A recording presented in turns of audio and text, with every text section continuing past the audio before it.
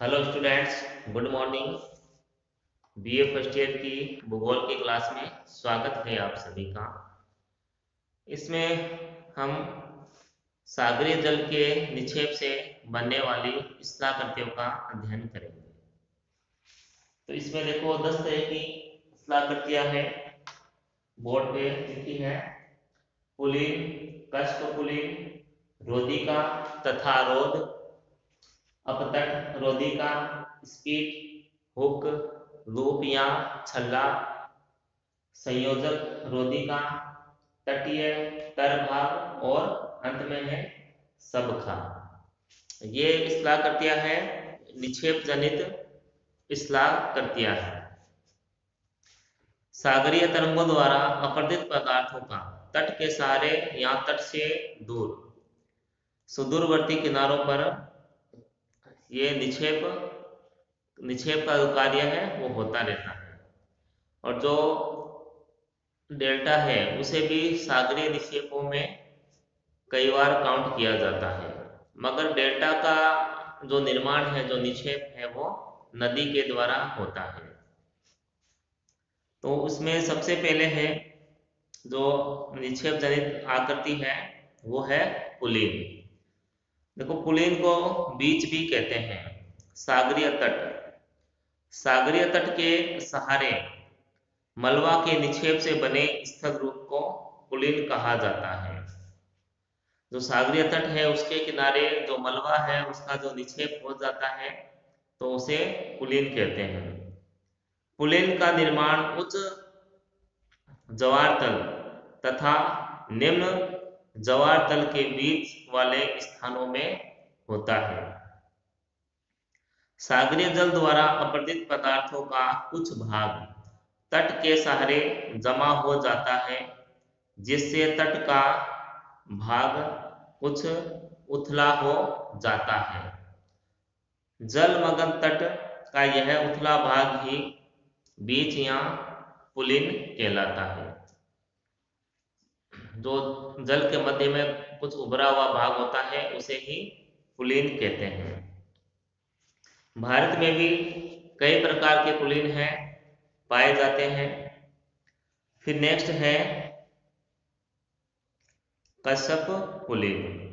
अधिकांश पुलिन के सागरवर्ती भाग में रेत, गोलाश्म, बजरी का तरंगों द्वारा इस तरह निक्षेप हो जाता है कि पतले पतले कटकों का निर्माण हो जाता है, जो कि सागर की ओर निकले रहते हैं। इस तरह निकले हुए कटकों के बीच की दूरी प्राय समान होती है। इन निकले हुए कटकों को कश्यप पुलिन कहते हैं। और फिर नेक्स्ट है रोधिका तथा रोध। तरंगों तथा धाराओं द्वारा निक्षेप के कारण निर्मित कटक या बांध को रोधिका कहा जाता है। तरंगों तथा धाराओं के निक्षेप से के कारण जो निर्मित जो कटक होते हैं, निर्मित कटक या जो बांध होते हैं उसे ही रोधिका कहा जाता है। ये बांध जल से ऊपर या नीचे दोनों रूपों में हो सकते हैं। ये जो बांध है, जो रोधिका है, जल के ऊपर या नीचे स्थित हो सकती है। फिर नेक्स्ट है अपतट रोधिका। अपतट रोधिका है जब रोधिकाओं का निर्माण तट से दूर इस तरह होता है कि वे तट के प्राय समानांतर होती है, परंतु तट से संबद्ध नहीं होती। यानी तट के समानांतर तो है मगर तट से संबद्ध नहीं है, यानी जुड़ी भी नहीं होती है, तट से दूर स्थित होती है। तो इन्हें अपतट रोधिका या तटीय रोधिका कहते हैं। फिर नेक्स्ट है स्थलाकृति है स्पीट की। जब सागरीय मलबा का निक्षेप इस तरह होता है कि वह रोधिका के रूप में जल की ओर निकला होता है तो उसे स्पीड कहते हैं। तो इसका जो भाग है जल की तरफ निकला होता है तो उसे स्पीत कहते हैं। इसमें देखो जो स्पीत है ये भारत में भी मिलते हैं कि भारत के पूर्वी तथा पश्चिमी तटीय भागों में कई स्पीत का विकास हुआ है। ओडिशा तट पर चिल्का झील के मुख में 50 किलोमीटर लंबी स्पीत, चिल्का झील है, ओडिशा में स्थित है, यहाँ पर 50 किलोमीटर लंबी स्पीत है।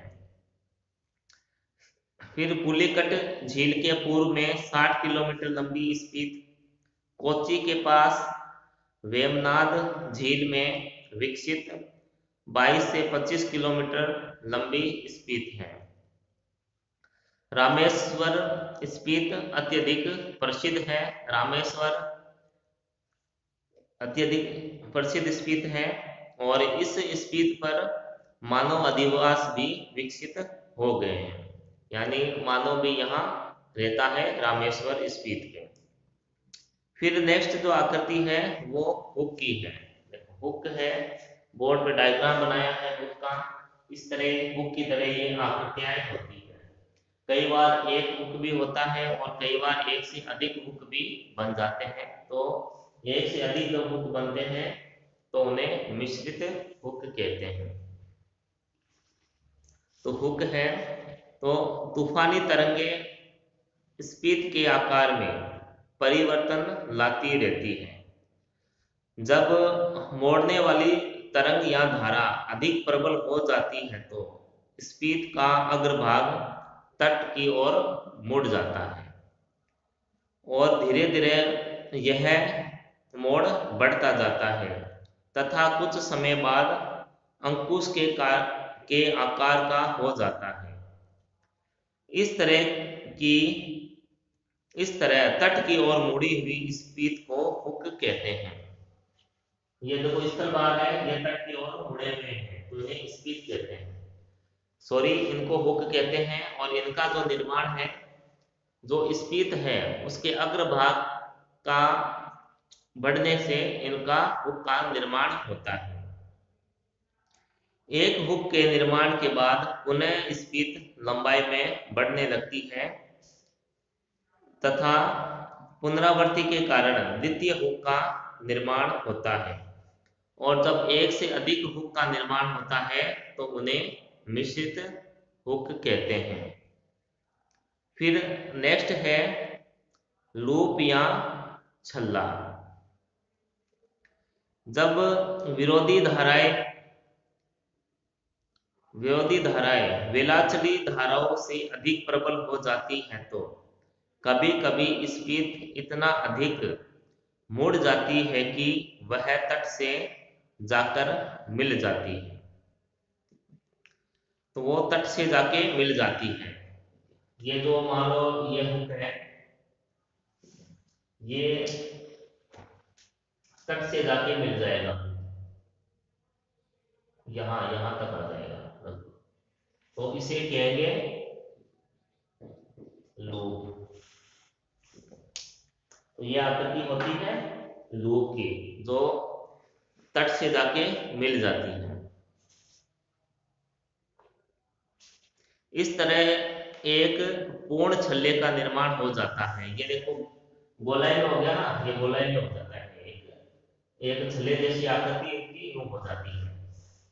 लूप की आकृति छल्ले जैसी होती है। इसके अंदर सागर का जल बंद हो जाता है। अब ये क्या है, सागरीय भाग है सारा, तो लूप यहाँ तक आ गया तो सागरीय जल क्या है, इसके अंदर बंद हो गया है। तो सागरीय जल है वो बंद हो गया है, ये सारा सागर है।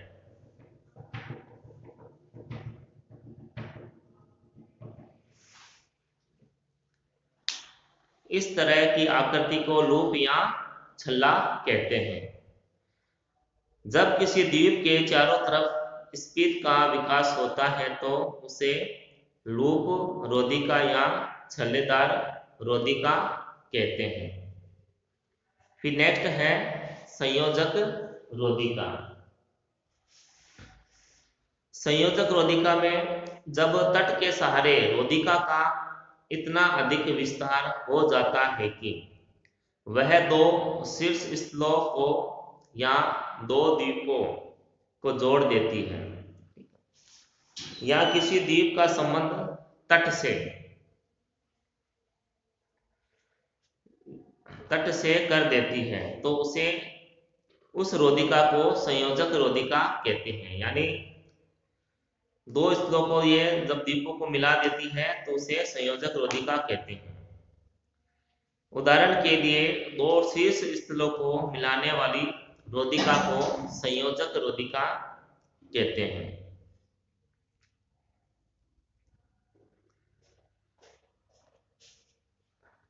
परंतु तट से किसी द्वीप या शीर्ष स्थल से किसी द्वीप को मिलाने वाली रोधिका को टोम्बोलो कहते हैं।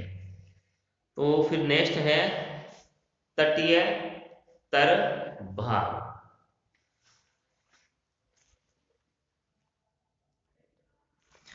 तटीय तर भाग में जो दलदली क्षेत्र होते हैं जो आर्द्र उष्ण कटिबंधीय भागों में होते हैं, तो उन्हें तटीय तर भाग कहा जाता है। जैसे जो सागर तट के किनारे का जो भाग होता है, जहाँ पे जो जल है इकट्ठा होता रहता है एक दलदल के रूप में, दलदल का रूप में वहाँ इकट्ठा होता रहता है, और वहां पर मैंग्रोव वन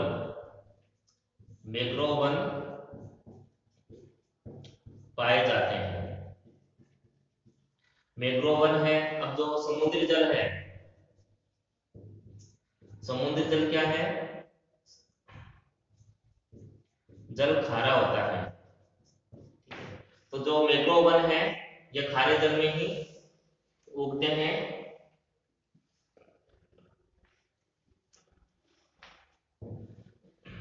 तो भारत के जो पश्चिमी बंगाल में मैंग्रोव वन पाए जाते हैं, मैंग्रोव वन पश्चिम बंगाल में मैंग्रोव वन है वो पाए जाते हैं। गुजरात है जो तटीय क्षेत्र है भारत के, वहां मैंग्रोव वन है वो पाए जाते हैं। यहाँ देखो नाम क्या है इसका, तरभाग। यानी यहाँ समुद्री जल है वो यहाँ स्थिर रहता है। तो समुद्री जल खारा होता है तो जो मैंग्रोव वन है यहाँ पे ये पाए जाते हैं। और मैंग्रोव वन यहाँ की प्रमुख विशेषता होती है। पश्चिमी बंगाल के तटीय भाग में भी विश्व विख्यात मैंग्रोव वन पाए जाते हैं, क्योंकि यहाँ पे सुंदरवन का डेल्टा भी है जो सबसे बड़ा डेल्टा है विश्व का, और विश्व का सबसे बड़ा नदी द्वीप भी यहीं पाया जाता है, मांजुली द्वीप। तो इसलिए ये क्षेत्र है ये फेमस है। और उसके अलावा देखो इसी क्षेत्र में रॉयल बंगाल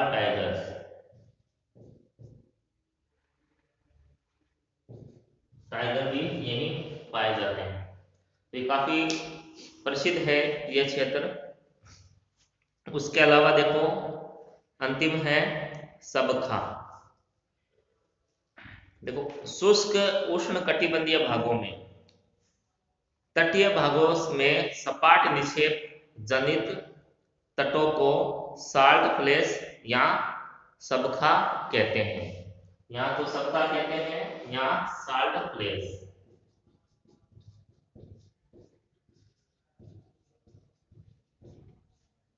साल्ट फ्लेस इन्हें कहते हैं।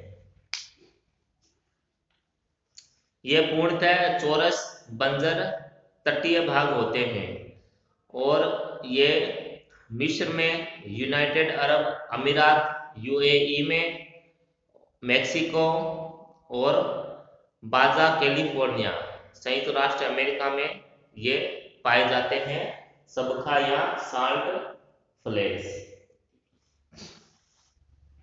तो ये निक्षेप जनित स्लाख क्या थी? सागरीय जल की।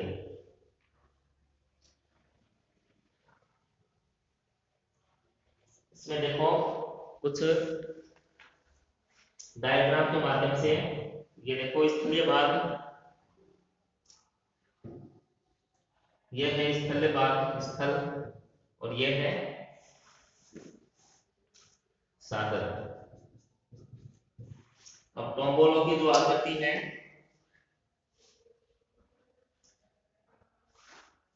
जैसे टोम्बोलो है,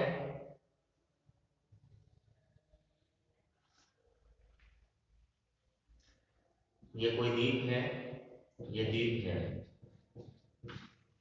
ये शीर्ष भाग है बाहर की ओर निकला हुआ, और यहाँ पे देखो जो आकृति होगी, ठीक है, वो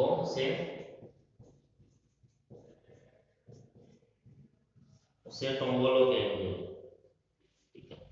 और ये देखो स्थल भाग है, जो कुछ निकला हुआ है आगे शीर्ष स्थल का, ये स्थल है, ये भाग स्थल है, और ये एक द्वीप है, इसे ये जोड़ रहा है और टोम्बोलो है। बाकी ये सागरीय भाग है सारा, ठीक है। उसके अलावा एक और संरचना है, देखो इसी में समझ लेते हैं। जल संयोजक रोधिका की है,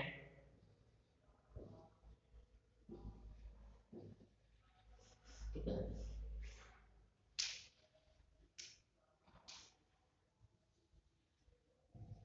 ये इसे कहेंगे संयोजक रोधिका, संयोजक